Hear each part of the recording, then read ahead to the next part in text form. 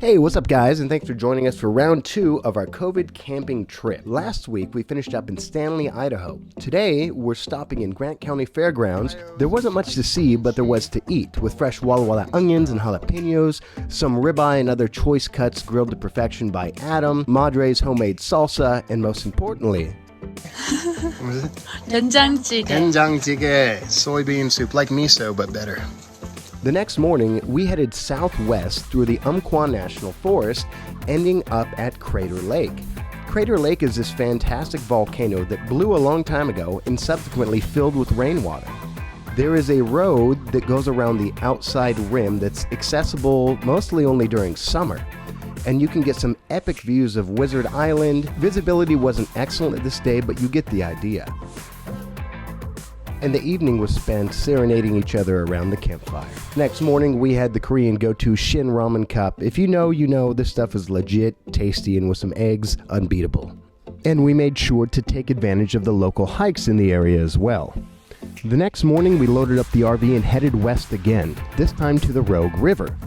Surrounded by hundreds of very, very tall trees, the Rogue River is a picturesque setting for relaxing and fishing. I was nice and let them catch all the fish, but that's okay. We roasted and spent time at the fire, enjoyed a good morning of kimchi fried rice and eggs, which just will let you know God loves you. And then we continued our trip west, but first we had to go down into California up into the Oregon coast. And as you can see, the weather takes a turn. And the southern Oregon coast, it's very wild and vivid. It was about 70 degrees and very humid, very warm and balmy. But as you can see, the visibility and marine layer just give it such a unique atmosphere. As we made our way down to the beach, Jennifer was normal and struck up conversations with dogs, while I found some kelp and tried my hand at being Indiana Jones. Hungry to explore the area, we checked out the local Double D's Cafe for their biscuits and gravy and omelets, and were surprised to see the cultural signs welcoming guns and shooting, as well as how to run from tsunamis. So, good for us, we made it to Port Orford, which is actually where I was born, and my father was a commercial fisherman for the first couple years of my life before moving to Seattle. And the view from Port Orford will simply take your breath away.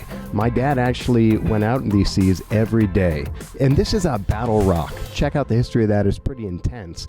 Moving downtown, just to give you an idea of the scope of this place, we're at the best fish and chip place in the city, but the city actually begins here at the bottom of the hill and terminates actually at the top of the hill, where it takes a right to continue on or left to the pier. And so we worked our way down to the actual port here where my father worked every day. You just kind of drive your car down onto it and you can see these boats stored. And these two yellow cranes, they're the only ones on the west coast, and they're actually for bringing ships out of the water because it's so wild. Some epic shots of the fish tank while I thought of my father, and then moved on to the town of my birth. And the town of my birth is a few miles north in a town called Sixes. And there's really nothing there except a stop sign and this 1930s fire station truck I found. And if you're there, be sure to check out right to the west, the westernmost tip of the U.S., Cape Blanco, which is wild but very fun. And after getting in touch with my roots, it was time to head back down into California, and our first stop was in Redding. It was so incredibly hot, like 100 degrees with high winds, and it sucked to be outside. Lucky for us, Lake Shasta was nearby, which is this huge, beautiful lake full of all kinds of fun things. So we made our way down to one of the public docks to see what kind of vessels they had for rent, and ended up deciding on this awesome, but very slow, pontoon boat. Beautiful Jenn taking up the captain's helm here, going over to Adam, not very interested, and the beautiful Amy, always charismatic, and we just enjoyed and relaxed. So one day was enough for us, but wildfires be damned, Madre convinced us to head south and stop to do some wine tasting in the Napa Valley wine region. All 4 of the wineries we had reservations for canceled on us. But by the grace of God, a few were still open for walk-in tastings. And the ones we went to, we were completely alone, just to enjoy the scenery, the warmth. Definitely check out some wine tasting if you're in the area.